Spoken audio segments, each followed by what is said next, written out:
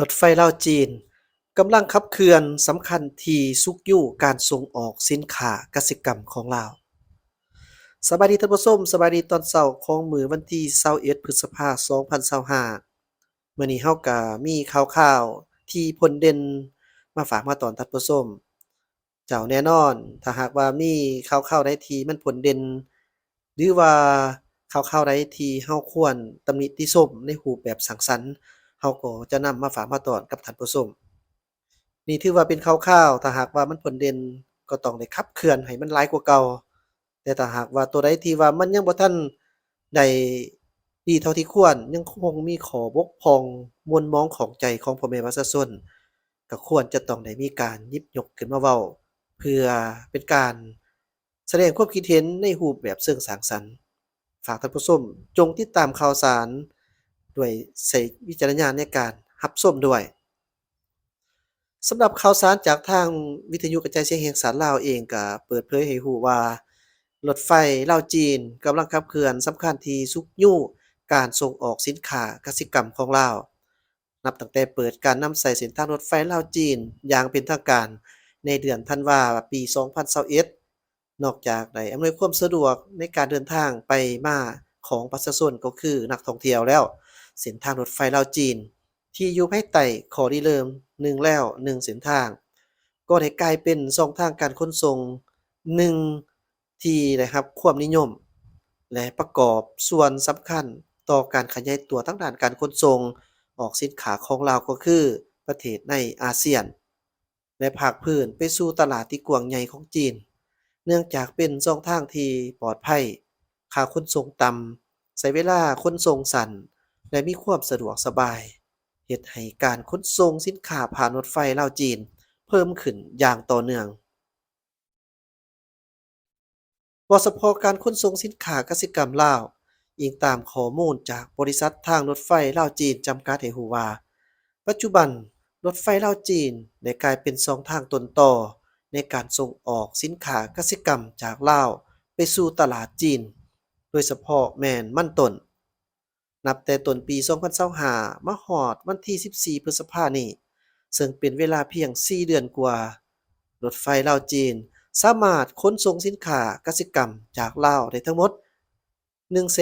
172,410 ตนเพิ่มขึ้น 40.18%เมื่อเทียบใส่ระยะเดียวกันของปี2024ในนี้เฉพาะมันต้นสามารถขนส่งได้ทั้งหมด 5,750 ตู้สินค้า หรือประมาณ 156,000 ตนเพิ่มขึ้นเป็น 43%เมื่อเทียบใส่ระยะเดียวกันของปี 2024นอกจากนี้ในปี 2024เฉพาะยอดปริมาณสินค้ากสิกรรมเช่นมันต้นยางพาราข้าวและสินค้ากสิกรรมอื่นๆของลาวที่ขนส่งผ่านทางรถไฟลาวจีนเข้าสู่ตลาดในเมืองใหญ่ของจีนเช่น นครคุนหมิง นครชงซิ่งกวางโจวและเมืองอื่นๆ เพิ่มขึ้น 79%เมื่อเทียบใส่ปี 2023ซึ่งเป็นการช่วยเปิดทางและเปิดตลาดสากลให้ผลิตภัณฑ์กสิกรรมของลาวได้อีกบาทก้าวหนึ่ง เคียงคู่กันนี้ระยะผ่านมาเพื่อสุกยู่ส่งเสริมการส่งออกสินค้ากสิกรรมและประกอบส่วนเข้าในการพัฒนาเศรษฐกิจของลาวทางรถไฟลาวจีนได้ให้บริมสิทธิพิเศษในการขนส่งสินค้ากสิกรรมของลาวโดยถือหลักการให้บริมสิทธิ์ในการอนุมัติและให้บริมสิทธิ์ในการขนส่งก่อนบ่ว่าจะปริมาณน้อยหรือหลาย ขอเพียงแต่มีผู้ประกอบการเรียกร้องต้องการ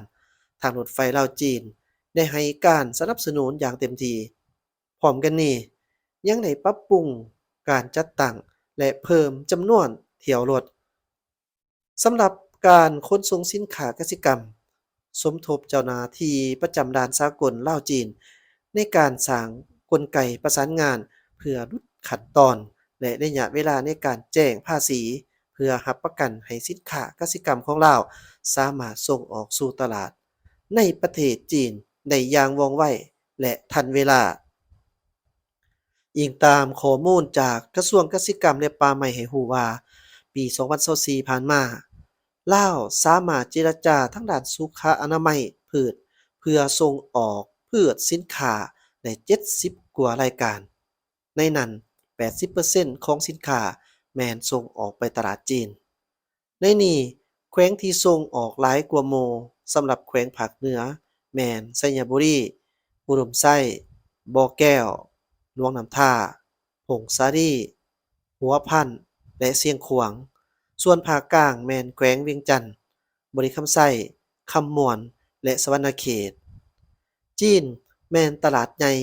และผู้ประกอบการจีนสืบต่อให้ความสนใจต่อสินค้ากสิกรรมของลาวเช่นชากาเฟมันต้นหมากกล้วยยางพาราขิงและอื่นๆนอกจากนี้ปัจจุบันทุเรียนลาวมีการขยายตัวอย่างว่องไวญ้อนมีสิ่งอำนวยความสะดวกในการขนส่งออกสู่ตลาดจีนในหลายล้านโดยเฉพาะเส้นทางรถไฟลาวจีนซึ่งอิงตามการสำรวจเนื้อที่ปลูกทุเรียนในลาวมี 5,000 กว่าเฮกตาร์ในนี้ส่วนใหญ่แม่นอยู่ภาคกลางและภาคใต้ของลาวสำหรับปี2025กระทรวงกสิกรรมและป่าไม้จะสู่ส้นให้ได้เพิ่มขึ้นอีกหาพืชสินค้าลาวเข้าสู่ตลาดจีนเช่นทุเรียนหมากมี่และอื่นๆเนื่องจากรถไฟลาวจีนมีบทบาทสำคัญต่อการพัฒนาเศรษฐกิจสังคมของลาวและจีนฉะนั้นในแผนแม่บทว่าด้วยการสร้างคู่ร่วมชะตกรรมลาวจีนแต่ปี2024ถึงปี2028ได้กำหนดแจ้งเกี่ยวกับการร่วมมือในโครงเขตเศรษฐกิจของ2ประเทศโดยเฉพาะแม่นการจัดตั้งพันธขยายขอบการร่วมมือว่าด้วยการสร้างแล้วเศรษฐกิจลาวจีน2019ถึง2030โดยอิงใส่เส้นทางรถไฟลาวจีนเป็นคุณเป็นสิ่งที่สำคัญและสุมใส่ร่วมมือกันในหลายแขนงการอย่างเป็นรูปธรรมกว่าเก่าในนั้นแม่นปราศจากบ่ได้การร่วมมือในแขนงกสิกรรมด้วยการหันมานำใส่เทคโนโลยีที่ทันสมัยเพื่อยกระดับมาตรฐานของผู้ดำเนินกิจการทางด้านกสิกรรมก็คือผู้ผลิตสินค้ากสิกรรมอยู่ลาวให้นับมือดีขึ้นทั้งทางด้านปริมาณและคุณภาพเพื่อส่งออกตลาดในโซปจีนที่นับมือมีความต้องการอย่างหลวงหลาย